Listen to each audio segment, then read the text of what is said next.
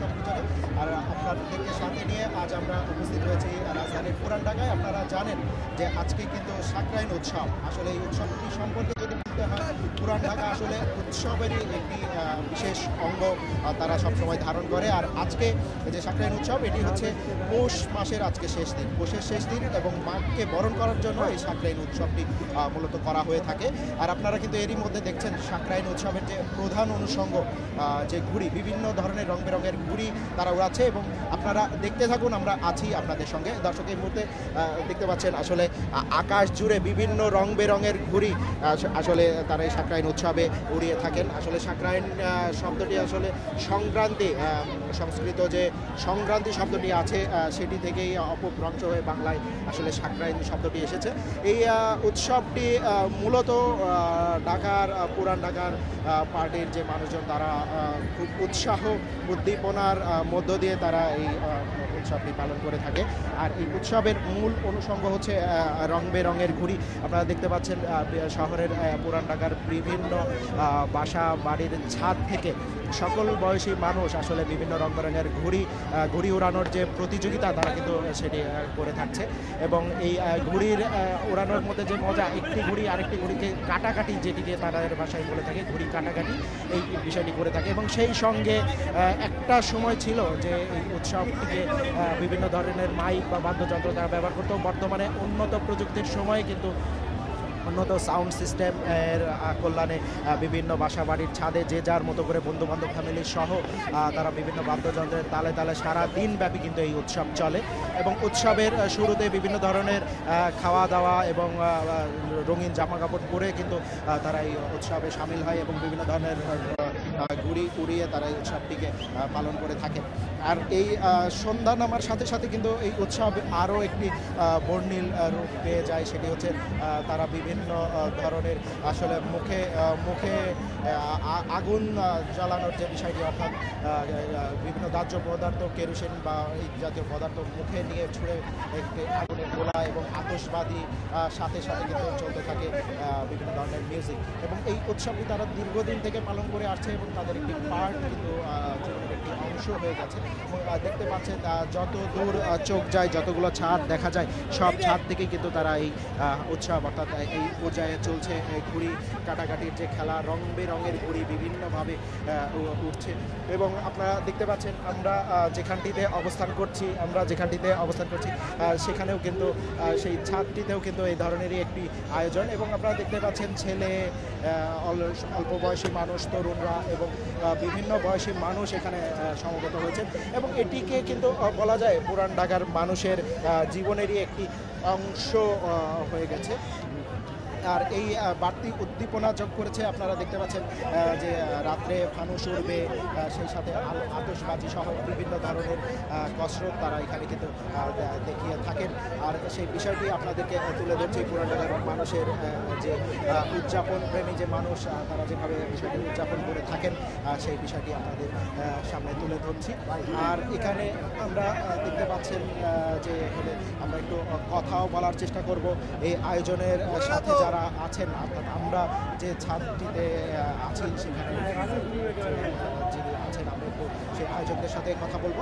আসলে আমার সাথে উপস্থিত আছেন এই এলাকার বিশিষ্ট সমাজসেবক, এবং তার যে বাড়ির ছাদ, সেই ছাদেও কিন্তু তারা এই উদযাপন করছে। তো আমরা একটু তার কাছে তার পরিচয়টি শুনতে চাই এবং এই উদযাপন তারা যে বহু বছর ধরে করে আসছেন এর পিছনের কাহিনীটি একটু আপনাদেরকে জানাতে চাই। আপনাকে হ্যাঁ, ধন্যবাদ।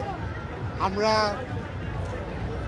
বাংলা নববর্ষ, এই পৌষ সংক্রান্তি এই পুরনো শহরে প্রতি বছরে আমরা উদযাপন করি। এটা আমরা সবাই মিলে, ওই যে বয়স্ক, ছোট বড় কেউ থাকে, এখানে সবাই আমরা একসাথে মিলিত একটা এনজয় করি, ঘুরি উড়াই। এটা আমাদের একদম অনেক আগের থেকে চলে আসছে। এই প্রচলনটি এটা কি আপনারা করেছেন নাকি আপনারাও ছোটবেলায়? আমরা একদম ছোট থেকে দেখছি, পূর্বপুরুষ থেকে দেখছি। এই পর্যন্ত আমার বয়স যা হয়েছে, আমি ছোট থেকে আমি দেখে আসছি। আগে এরকম হতো, তবে এখন একটু চাকজমক হবে, লাইট টাইট করে হয়, আগে তা হতো না। আগে পিঠার আয়োজন থাকতো, তারপর ঘুরে উড়াইতো। এখন পিঠা টিঠা হয় না, লাইট টাইট সাজানো হয়। আচ্ছা, এই উৎসবের মেইন যেমন আমরা দেখছি ঘুড়ি ওড়ানো এবং আমরা যতদূর জেনেছি সন্ধ্যার পর আতশবাজি ফানুস ওড়ানো এবং মুখ দিয়ে আগুন জ্বালানোর যে বিষয়টি থাকে, এর সাথে সাথে খাবার দাবার বা আপনারা আর কি কি করে থাকেন পুরো? আমরা একটা দুপুরে লাঞ্চ করি, সবাই মিলে একসাথে বসে লাঞ্চ করি। লাঞ্চ করার পর সবাই এই চা কফি টফি বিকেলে খায়। খাওয়ার পর যার যারা ঘুরে ওড়ায়, ওরা ঘুরে ওড়ায়। হ্যাঁ, তারপর আর সন্ধ্যার পরে ওই একটু গান টান হয়, সবাই মিলে একটু গান উপভোগ করি। হ্যাঁ, বাচ্চারা কেউ নাচে, কেউ দেখে, এই আর কি। আচ্ছা, আমরা দেখতে পাচ্ছি আসলে আমরা শহুরে যারা মানুষ তারা কিন্তু একটু বিচ্ছিন্ন, কিন্তু সেক্ষেত্রে পুরান ঢাকা একটু ব্যতিক্রম আমরা জানি। প্রত্যেকটা বাড়ির ছাদে ছাদে যে উৎসব, এর জন্য যে পৃষ্ঠপোষকতা বা অর্থ সংস্থা, এই বিষয়গুলো আসলে কিভাবে হয়? আর এটা আমরা সবাই মিলে যে যা পারে সবাই এটার মধ্যে পার্টিসিপেট করে। সবাই পার্টিসিপেট করে, এটা আরও ভালো হয়, সুন্দর লাগে। এরকম একা দু একজনের দিতেও পারতো, কিন্তু এটা আমরা অ্যাকসেপ্ট করি না। এটা সবাই মিলে আমরা যে যা পারে ওইভাবে দিয়ে আমরা এটা ম্যানেজ করি না। দর্শক, আমরা শুনছিলাম যে এখানকার যে আয়োজক আছেন তারা বলছিলেন আসলে তারা আগের প্রজন্ম, অর্থাৎ তারা যখন ছোট ছিলেন তখনও কিন্তু তারা এই ধরনের কর্মকাণ্ড বা এই ধরনের উৎসবে তারা কিন্তু শরিক হতেন এবং সেই ধারাবাহিকতায় তারা যারা সিনিয়র আছেন তারাও কিন্তু তাদের পরবর্তী প্রজন্মের যারা আছেন তাদেরকে এই উৎসবে এই আয়োজনটিতে করতে তারা সহ অন্যান্য বিষয়গুলো তারা দেখভাল করে থাকেন। আর আবারও আপনাদেরকে দেখানোর চেষ্টা করব আসলে আকাশ জুড়ে যে ঘুড়ি, আসলে সবাই যে ঘুড়ি ওড়াচ্ছেন বিষয়টি এমন না। দর্শক, বিভিন্ন বয়সী দর্শক যারা আসলে ঘুড়ি নেই, কিন্তু এই ঘুড়ি কাটাকাটির যে উৎসব, এই উৎসবে কিন্তু তারা নিজেদেরকে বঞ্চিত করতে চাচ্ছেন না এবং তারা এর মধ্যে এই উৎসবকে উপভোগ করছেন। দর্শক, আমাদের সঙ্গে সঙ্গে কিন্তু আপনারা দেখতে পাচ্ছেন পুরান ঢাকার যে সাঁকরাইল উৎসব, কেউ নেচে গিয়ে ছবি তুলে আসলে উৎসবটি তারা উদযাপন করে থাকেন। আর এই যে আমরা যে বিভিন্ন ধরনের ঘুড়ি দেখছি, ঘুড়িগুলোর নামও কিন্তু বিভিন্ন ধরনের এবং এই ঘুড়িগুলোর বৈশিষ্ট্য হচ্ছে ঘুড়ি বিভিন্ন ছাদ থেকে ঘুড়ি উঠছে এবং একটি ঘুড়ি যদি আর একটি ঘুড়িকে কাটতে পারে, অর্থাৎ একটি ঘুড়িকে পতিত করে একটি ঘুড়ির মাধ্যমে, সেটিকে এক ধরনের বিজয় হিসাবে ধরা হয়। আর এই উৎসবটি মূলত এই যে ঘুড়ি কাটাকাটি উৎসব বা সাঁকরাইলের যে মূল আকর্ষণ, এই সব কিছুর পিছনেই পুরান ঢাকাবাসী যে বিষয়টি বলে থাকেন, তারা এখান থেকে চান আসলে তাদের যে ভ্রাতৃত্ববোধ এবং উৎসবপ্রিয় মানুষ হিসাবে বা উৎসবপ্রিয় সমাজ হিসাবে পরিচিত পুরান ঢাকা, তারা এই উৎসবটিকে তাদের নিজেদের উৎসব করে নিয়েছে এবং এই উৎসবের মাধ্যমে তারা তাদের যে ভ্রাতৃত্ববোধ এবং সামাজিক বন্ধনের যে বিষয়টি তারা আরও জোরালো করে গড়ে তুলতে চান, সামাজিক বন্ধনটাকে আরও মজবুত করতে চান।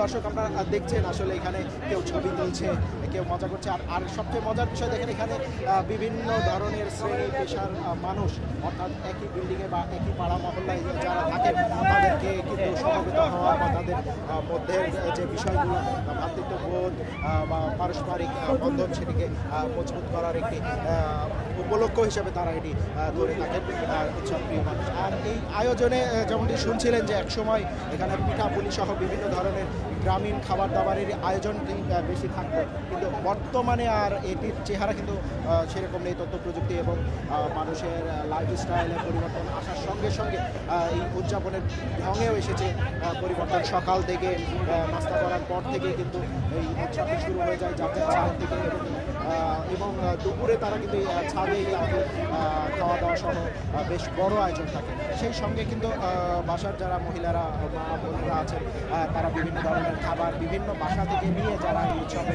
সামিল হয় সেখানে আসেন। দর্শক, আমরা দেখছি আসলে বিভিন্ন ধরনের অনুষঙ্গ নিয়ে কিন্তু চলছে এই উৎসব। আপনারা থাকুন আমাদের সঙ্গে, আমরা ঘুরে ঘুরে এই সাঁকরাইল উৎসবটিকে আপনাদের সামনে তুলে ধরবো এবং আপনারা দেখতে থাকুন।